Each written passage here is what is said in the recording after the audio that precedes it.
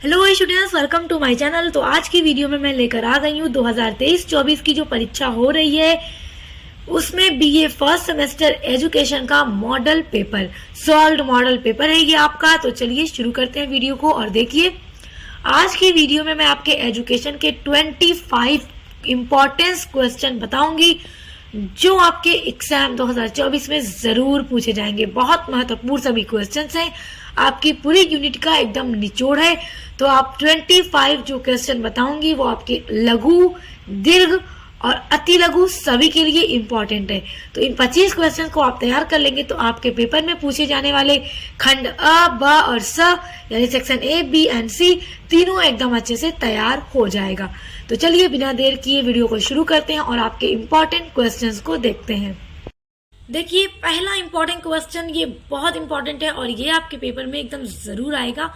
जैसा कि आप एजुकेशन पढ़ रहे हैं, शिक्षा शास्त्र पढ़ रहे हैं, तो पहला क्वेश्चन आपके पेपर का होगा, शिक्षा की परिभाषा दीजिए।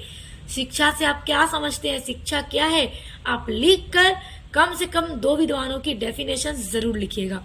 जब मैं आपकी एजुकेशन की क्लास करवा रही थी तो मैंने सभी टॉपिक आपके अपलोड किए हुए हैं। तो आई होप तो स्टूडेंट्स आपको कहीं भी कोई प्रॉब्लम नहीं होनी चाहिए क्योंकि मैंने सब आपका कंप्लीट कराया हुआ है। अब दूसरा क्वेश्चन देखिए, अवकाश काल का अर्थ बताइए। अब अवकाश काल भी मैंने आपको पढ़ा दिया था, ये भी पूरा डिटेल में आपको समझा दिया था। और अवकाश काल बहुत इंपॉर्टेंट है, आज के वीडियो के सभी क्वेश्चंस बहुत इंपॉर्टेंट है। क्वेश्चन नंबर 3 है, मानव संसाधन विकास की अवधारणा बताइए। ये प्रश्न भी बहुत महत्वपूर्ण है और सभी प्रश्नों को आप तैयार कर लेंगे तो आपका लघु, दीर्घ सभी तैयार हो जाएगा। अब देखिए, चौथा आपका क्वेश्चन है, शिक्षा के अधिकार का प्रावधान संविधान के किस अनुच्छेद में है। टॉप लेवल का ये क्वेश्चन है, ये क्वेश्चन नंबर जो 4 है टॉप लेवल का है, आपने इसे बहुत अच्छे से तैयार करना है। अब देखिए, पांचवा महत्वपूर्ण प्रश्न है, स्त्रियों एवं पिछड़े वर्ग की शिक्षा के प्रावधानों का वर्णन कीजिए। इस तरह के क्वेश्चन अक्सर लॉन्ग में पूछते हैं तो आप इनको लॉन्ग में ही तैयार कीजिएगा। छठा देखिए, पूर्व प्राथमिक शिक्षा के 2 उद्देश्य बताइए। पूर्व प्राथमिक शिक्षा क्या है, इन सभी पर पूरा डिटेल में मैंने वीडियो अपलोड किया हुआ है। सातवां महत्वपूर्ण प्रश्न देखिए, धार्मिक शिक्षा की स्वतंत्रता का वर्णन कीजिए।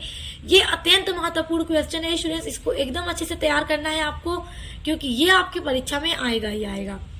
अब देखिए, आठवां प्रश्न देखिए, डाल्टन। देखिए, डाल्टन की प्रणाली भी उतनी ही महत्व है और आपके सिलेबस में एक मॉन्टेसेरी पद्धति भी है तो उसको भी आप तैयार कर लीजिएगा, वो भी महत्वपूर्ण है। देखिए, डाल्टन प्रणाली की 2 विशेषताएं बताइए। डाल्टन प्रणाली क्या है, इसकी विशेषताएं सब कुछ पूरा डिटेल में मैंने कंप्लीट करा दिया है, आपकी सभी यूनिट्स कंप्लीट कराएंगे।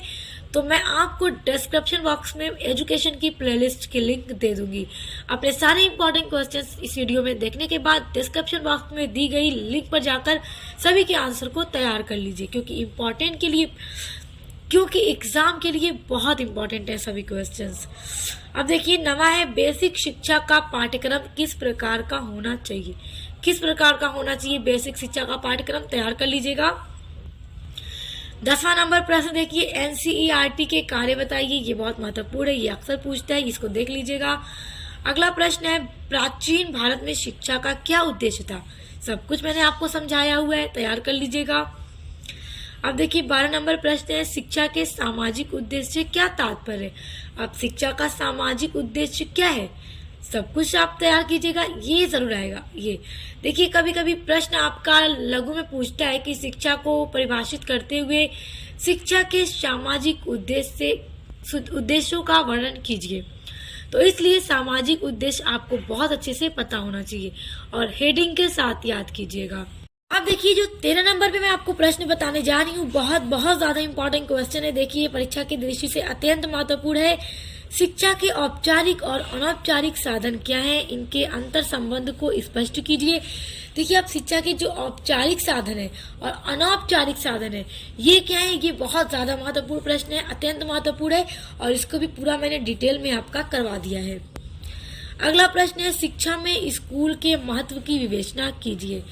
देखिए, हम स्कूल से शिक्षा ग्रहण करते हैं तो शिक्षा में स्कूल का क्या महत्व है उसकी पूरी विवेचना कीजिए, इसको देख लीजिएगा, बहुत महत्वपूर्ण है। नेक्स्ट है, मॉन्टेसेरी प्रणाली के शिक्षण विधि लिखिए। अभी मैंने आपको ऊपर बताया था ना कि मॉन्टेसरी भी देख लीजिएगा, बहुत इंपॉर्टेंट है। देखिए मॉन्टेसरी जो प्रणाली है उसकी जो शिक्षण विधि है ये सब मैंने पूरा डिटेल में करवा दिया है। अगला है किंडरगार्टन प्रणाली का अर्थ लिखते हुए उसकी विशेषताओं का वर्णन कीजिए। ये जरूर आएगा, जरूर आएगा। और किंडरगार्टन ये भी मैंने पूरा डिटेल में आपका कंप्लीट करवा दिया है, इस टॉपिक को भी। नेक्स्ट है प्राथमिक शिक्षा का अर्थ बताइए। ये अक्सर अति लघु में पूछता है, 50 शब्दों में उत्तर देना होता है। तो प्राथमिक शिक्षा का अर्थ तैयार कर लीजिएगा। देखिए यूनेस्को के उद्देश्य बताइए, यूनेस्को के उद्देश्य तैयार कीजिएगा। ये अगर अति लघु में पूछ दे तो 4 से 5 उद्देश्य लिख दीजिएगा। लघु या दीर्घ में पूछे तो हेडिंग के साथ एक्सप्लेन कीजिएगा। अब देखिए अगला प्रश्न है यूनेस्को क्या है। अब यूनेस्को क्या है इसका उद्देश्य तैयार कीजिएगा। दोनों बहुत इंपॉर्टेंट है। जब लघु में पूछता है तो ऐसे पूछता है, यूनेस्को का अर्थ लिखते हुए यूनेस्को के उद्देश्य लिखिए। और अलग अलग अति लघु में पूछेगा तो अलग अलग पूछेगा कि यूनेस्को क्या है, यूनेस्को के उद्देश्य क्या है। तो इसलिए आप इनको लंबा लंबा तैयार कर लेंगे तो अति लघु, लघु, दीर्घ सब आपका तैयार हो जाएगा, क्योंकि प्रश्न ऐसे ही आपके परीक्षा में दिए जाएंगे। अगला प्रश्न है राष्ट्रीय मुक्त विद्यालय संस्थान क्या है। इसको भी देख लीजिएगा। नेक्स्ट है केंद्रीय माध्यमिक शिक्षा बोर्ड क्या है। अब ये क्या है, इसके क्या कार्य हैं, इसको देख लीजिएगा। बहुत इंपॉर्टेंट क्वेश्चन है। 22 नंबर प्रश्न देखिए, राज्य बोर्ड क्या है। राज्य बोर्ड एवं सीबीएसई बोर्ड में अंतर बताइए। तो देखिए राज्य बोर्ड और सीबीएसई बोर्ड के बीच अंतर जो है ये अत्यंत महत्वपूर्ण है और अक्सर परीक्षा में पूछता है। तो आपको इसको बहुत अच्छे से तैयार करना है, ये आपकी परीक्षा की दृष्टि से अत्यंत महत्वपूर्ण प्रश्न है। अगला देखिए 23 नंबर प्रश्न है शिक्षा को परिभाषित कीजिए। ये देखिए ये बड़ा महत्वपूर्ण प्रश्न है कि शिक्षा क्या है, शिक्षा को परिभाषित कीजिए। और राष्ट्रीय एकता के लिए शिक्षा कैसी होनी चाहिए, राष्ट्रीय एकता के लिए शिक्षा कैसी होनी चाहिए, अत्यंत महत्वपूर्ण प्रश्न है, परीक्षा की दृष्टि से बहुत महत्वपूर्ण प्रश्न है, तैयार कीजिएगा, बहुत महत्वपूर्ण है। 24 नंबर प्रश्न देखिए, वैदिक कालीन शिक्षा का अर्थ एवं उद्देश्य बताइए। देखिए वैदिक कालीन जो शिक्षा थी वो जरूर पूछता है। वैदिक कालीन शिक्षा का अर्थ, उद्देश्य ये बड़ा महत्वपूर्ण है, इसका महत्व भी पूछ सकता है। तो आप एकदम अच्छे से वैदिक कालीन शिक्षा को तैयार कर लीजिएगा और इस पर भी सेपरेट वीडियो मैंने पूरी डिटेल में अपलोड की हुई है। नेक्स्ट देखिए मूल्यों से आप क्या समझते हैं, वर्तमान समय में मूल्य शिक्षा की क्या आवश्यकता है। देखिए ये मूल्य बड़ा महत्वपूर्ण है और वर्तमान समय में मूल्य शिक्षा की क्या आवश्यकता है, बहुत इंपॉर्टेंट है, बहुत इंपॉर्टेंट क्वेश्चन है। ये जितने मैंने आपको 25 क्वेश्चन बताए हैं, अगर आपने इनको तैयार कर ली तो आपका अति लघु, लघु, दीर्घ सभी तैयार हो जाएगा और आपकी परीक्षा में यहाँ से क्वेश्चन जरूर आएंगे।